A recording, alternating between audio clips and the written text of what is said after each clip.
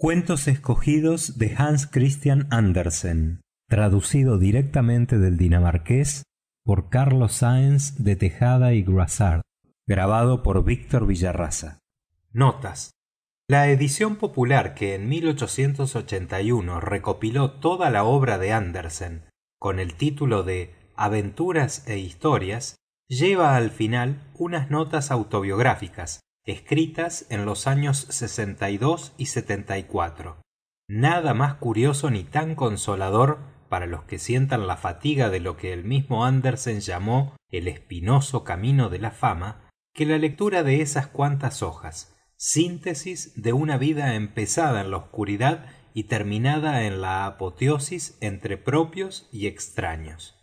De haber traducido íntegra la obra del cuentista dinamarqués que aún alcanzamos a conocer y que pudo ver su propia estatua en el parque de Rosenborg, íntegras también reproduciríamos esas notas que el lector no podría menos de ver con cariñoso interés. No habiendo dado más que algunas muestras de sus 156 cuentos, nos limitaremos a tomar aparte algunas observaciones generales que el mismo Andersen hace respecto a su obra. Lo que de ellas especialmente se refiere al contenido de este tomo.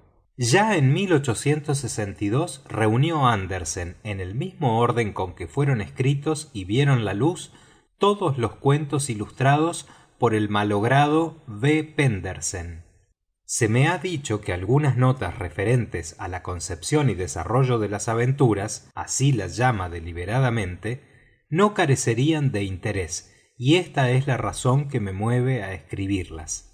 Hacia Pascua de 1829 apareció un tomito, Poesías, que terminaba con una aventura en prosa que yo había oído de niño, y entonces intenté reproducir en un estilo que debía recordar al del museo, pero que no gustó hasta que, algunos años después, apareció tratado de otro modo en El camarada de viaje. En 1831, durante mi excursión al Harz, se me reveló distintamente el modo aventura, con la historia de aquel rey que, llegado a viejo, creyendo no haber oído nunca una mentira, prometió al que se la dijese la princesa y medio reino.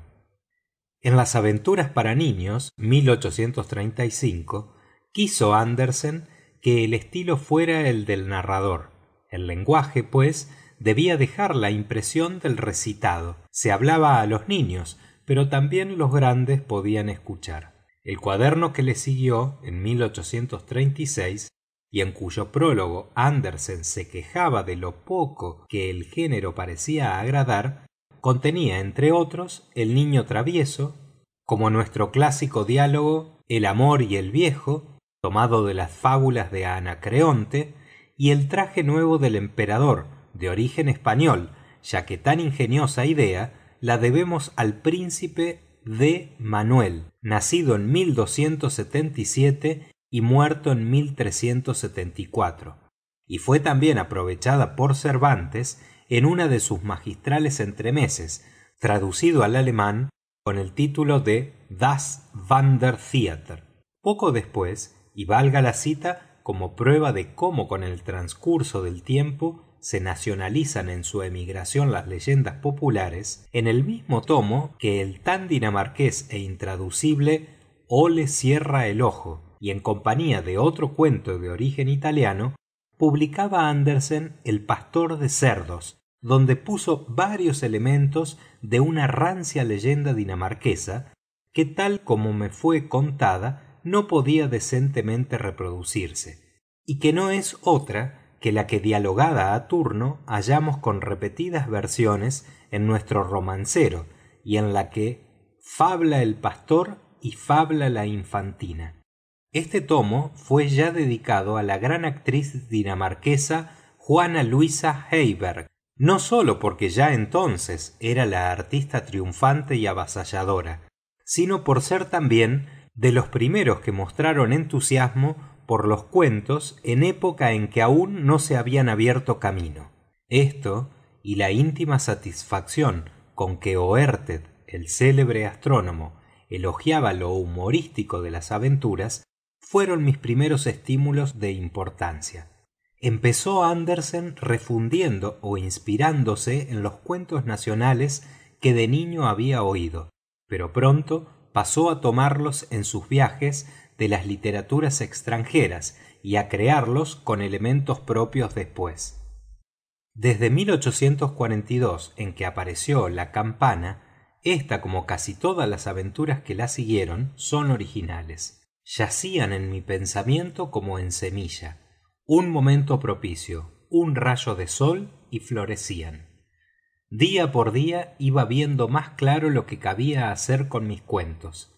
La fe en las fuerzas propias y los límites de ellas crecían con los años. Ya el gran pintor Kaulbach había ilustrado El Ángel con una lámina deliciosa que después, grabada en acero, ha dado la vuelta al mundo. Estando en Nizó, un verano con Thor Waldsten, el Miguel Ángel del Norte como Andersen, nacido de la nada, el gran escultor que se complacía extraordinariamente con Los novios y El patito feo, le dijo un día: «Escríbanos usted algo nuevo y gracioso. Usted tiene vena para hacerlo hasta sobre una aguja de zurcir». Y este fue el origen del cuento La aguja. Con la edición de lujo publicada en el 51, terminó la serie de Las aventuras, pero no mi actividad en este género. Tuve, pues, que buscar un título nuevo y apropiado, y elegí el de Cuentos, nombre que en nuestra lengua considero el más apropiado para mis obras por su extensión y naturaleza. En esa palabra el lenguaje popular comprende la narración más sencilla como la más fantástica, y así los cuentos infantiles, las tradiciones y las fábulas cuentos son para el niño, el labriego y el vulgo. La mayor parte de los publicados en este tomo pertenecen a Las aventuras, recopiladas en el 62, y como hemos dicho, ilustradas principalmente por Pendersen. Cronológicamente, el primero que encontramos en las notas es El pacto de amistad, publicado después de mi viaje de Grecia y Constantinopla, y una muestra de lo que llamaríamos segunda manera de Andersen, exótico por su fondo como por su medio ambiente, y como la psiquis completamente desligado de las tradiciones dinamarquesas, menos humorista pero más literario, como tocados del helenismo y latinismo. La historia del año, escrita en 1852, cae de lleno dentro de la manera nacional y personalísima de Andersen, y es acaso una de las mejores muestras de ese sentir.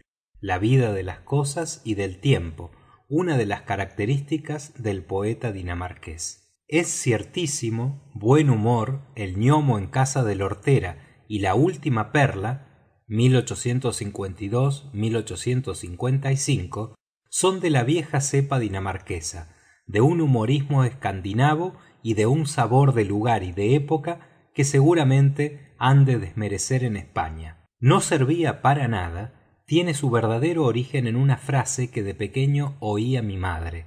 Un día que vi en la calle a un muchacho que corría al lavadero de Río de Odense, donde su madre lavaba ropa, oí a cierta madama, conocida por su severidad, reñir a gritos al muchacho desde una ventana. «Otra vez con aguardiente para tu madre. Esto es vergonzoso. A ver si no eres como ella, que no sirve para nada». Conté en mi casa lo ocurrido y todos convinieron en que la mujer bebía y no servía para nada. Solo mi madre la disculpó. «No sean tan severos. Esa desgraciada trabaja y trabaja metida en agua fría, y está a veces varios días sin comer nada caliente. Con algo se ha de sostener. Cierto que no hace bien, pero ¿cómo remediarlo? Ha pasado mucho, es honrada. Su chico va siempre limpio y cocido». Estas palabras de mi madre me hicieron profunda impresión. Muchos años después, en ocasión de otro suceso que me hizo pensar qué aprisa y duramente juzgan los hombres, allí donde la compasión vería las cosas de otro modo, la historia de la infeliz mujer y las palabras de mi madre se me representaron con tal vida que escribí el cuento No servía para nada. Muerto Pendersen, dice Andersen en sus notas del 74, hube de buscar quien en lo sucesivo ilustrara con igual talento las aventuras e historias que fueran viniendo. Uno de los muchos que entre nuestros artistas había, con anterioridad a Pendersen, probado con éxito a ilustrar estas obras cortas, era D. Lorenzo Frulich, y él desde ahora ilustró mis cuentos. El gorro de dormir de un solterón tiene 2 puntos de partida: el origen histórico de la palabra Beversvend, ya explicado, y la leyenda de Santa Isabel. Las raíces de Lo que el viento cuenta de Valdemar Daa y sus hijas están en la tradición dinamarquesa y en los documentos históricos referentes a la mansión señorial de Borreby en Skjerdskor. Es uno de los cuentos que más he corregido y variado, procurando dar al lenguaje algo de lo fugitivo y sonoro del viento, que es el que cuenta, lo que logró sobre toda ponderación y ha sido imposible reproducir al traducirlo. La Psiquis, acaso uno de los más felices del maestro, está compuesto en Roma, un suceso casual ocurrido durante mi primera estancia, 1833-1834, que entonces recordé fue la primera idea. Hubo que dar tierra a una monja y al abrir la fosa se encontró un baco magnífico. El caracol y el rosal es de los cuentos tomados de la vida. Estos 3 en un tomo, con la Virgen de Hielo y la mariposa, vieron la luz en 1861. Y si el anterior, lo que no creo, fue el más flojo de los míos, este seguramente fue de los mejores. Va dedicado al gran poeta noruego Bjørnstjerne Bjørnson, cuya fama, como la de Ibsen, aún no había llegado a nosotros. El año que siguió fue un año amargo y duro, el de la guerra. Dinamarca perdió el Slesvig y el Als. ¿Quién pensaba en otra cosa? Y pasé mucho tiempo sin escribir. Triste recuerdo de una catástrofe nacional noblemente afrontada, que no podía faltar en Andersen ni en ningún dinamarqués.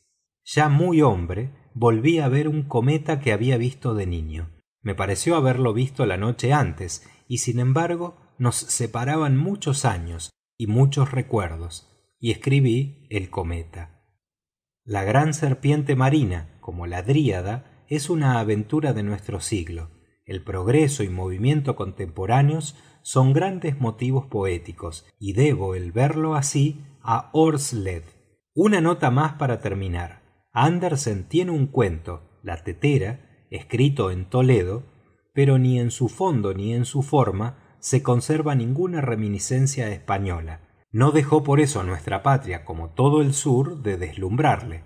¿Acaso una de sus creaciones más reales es Jørgen, un niño náufrago que en la tormenta arroja en la costa de Jutlandia, donde recogido por unos pescadores vive precariamente entre las avalanchas de arena que el viento levanta en aquellas costas sin abrigo, y que grumete en un barco llega un día a Sevilla, aquel país que tiene el cielo más alto, y tras vagar deslumbrado bajo las bóvedas de la catedral, va, abrumado por la carga, a apoyarla un momento en uno de los guardacantones que flanquean uno de esos palacios de mármol que tanto deslumbran al hombre del norte, para que un portero de magnífica librea le azuse con la contera dorada de su gran bastón, arrojándole como un perro de aquella casa que era la suya. Tiene además todo un libro en verso, titulado En España. Todo lo que, lector, acaso veas, si no me abandonas. Tánger, 26 de julio de 1897. Carlos Sáenz de Tejada. Fin de notas.